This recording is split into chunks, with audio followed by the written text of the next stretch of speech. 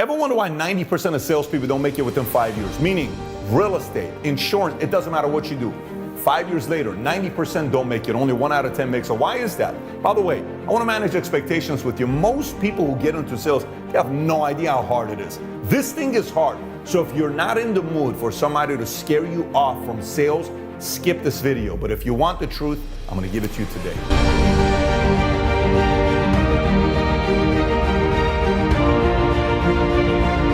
Well, let me get right into it. First, 5 warnings. 5 things you need to know about before you get into sales.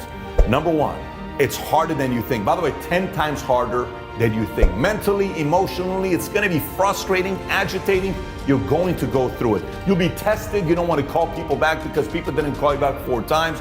You have to learn the script of words. It's so annoying at first because it's harder and you're not accustomed to it. Number 2, it takes a lot longer to make money than you think. Some industries are different, but it takes a lot longer for you to make money than you think. Point number 3, you're gonna make a lot less money at first than you think. By the way, most people get into sales because somebody sold them a dream, right? Oh my God, I wanna have that guy's life. I went into it because somebody sold me the dream. I wanna one day have the life and the cars and travel and freedom and all this other stuff, right?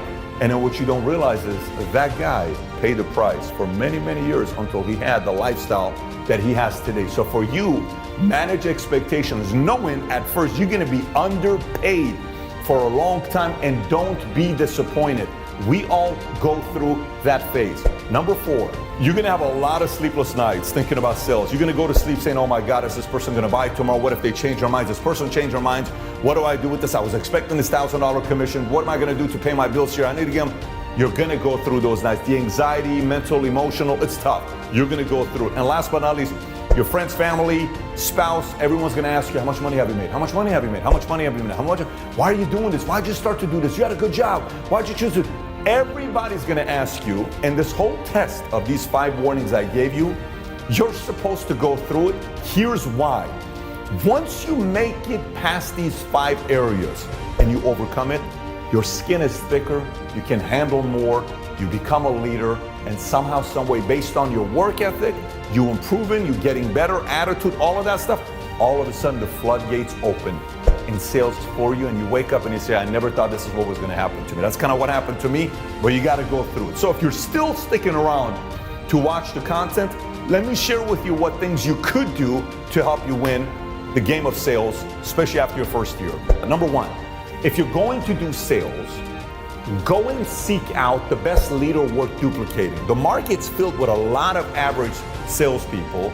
The market's filled with a lot of average sales leaders. But the market's also filled with a lot of great salespeople and great sales leaders. You find the right sales leaders worth duplicating, the chances of you winning not only increases, but the speed and how quickly you win also increases. So choose an industry. Say you're gonna do real estate, you're gonna do digital marketing, insurance, finance, stocks, whatever it is, fine. Choose that industry, stay in that industry. Don't keep jumping industry to industry to industry. Rather, within that industry, seek out the best mentors to work with. So that's point number 1 in the tip you're gonna get. Number 2 is the following.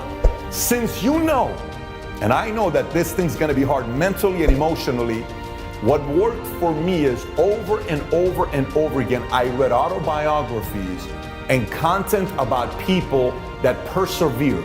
Like even this one, the book of the month for my sales guys, I have 20,000 plus insurance agents. This one, the book we're reading, is a book called Endurance. This is a book about you lasting. This is a book about you being able to go through tough times.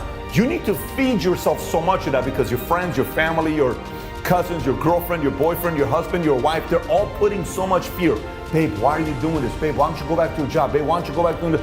You need to almost fight off all that negativity with positivity that you can make it in sales.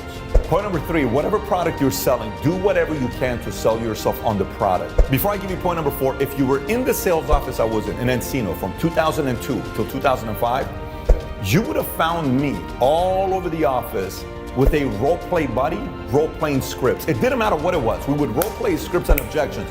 We'd sit in a room for 1 hour after 9 o'clock at night while everybody else is gone, and I would give an objection and you'd overcome it. Then I'm like, I think we can come out with a better way to overcome it. I would give it, you would give it. I would give it, you would give it.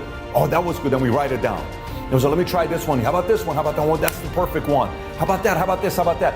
We role played so much until any objection that people asked throughout the day, I could do with my eyes closed. I can do it with my eyes closed today, even though it was in 2003, 2004. So find yourself a role play buddy and role play with them constantly until you can overcome all the major objections without even thinking about it. Point number 5, when it comes down to prospecting, too many times people, all they think about with prospect is, let me send an email on LinkedIn.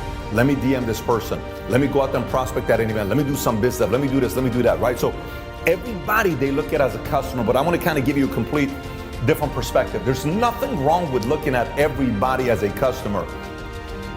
But think about it this way, okay? Imagine you like this 22-year-old girl, okay? And you're 25, 26 years old, and you want to date her. And you go into a room and you spot her, okay? So she's the customer, like, I want her. She's the customer, right? Okay, no problem. Then there is a 58-year-old woman over here you have no interest in because all you're thinking about is a 22-year-old. But what you don't know is that 58-year-old woman is her mentor, her mom, her auntie that she admires the most, that if you win her, she'll put in a good word into the 22-year-old, and then she's gonna go on a date with you because she'll make the introduction. So rather than going 22, you go to the 58-year-old, you talk to her, you get her, what, can I get you something, ma'am? Is there anything I can get you? Oh, wow, you're so sweet. Yeah, you know what, I would like them, no problem, let me get you a drink, here you go.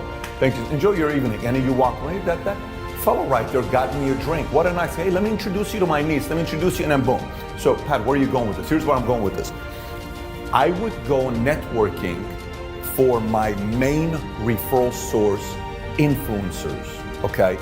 And I took care of them as much as I could. Whatever they wanted, I took care of them because I knew they were going to lead me to the customers that I wanted. Not just once, not just twice, not just 3 times, for years and years and years and years to come. So going back to it, as much as it's great to think about prospecting as in let me go get the client, think about prospecting as in let me find the influencers that can introduce me to customers for years and years and years to come. Point number 6 is try to redefine in your own mind. Like think about, when you think about what a salesperson looks like and how they work and how they talk, try to redefine that. Like, oh, to be great in sales, you have to be a car salesman. No, and there's nothing wrong with that, but no, that's not the personality.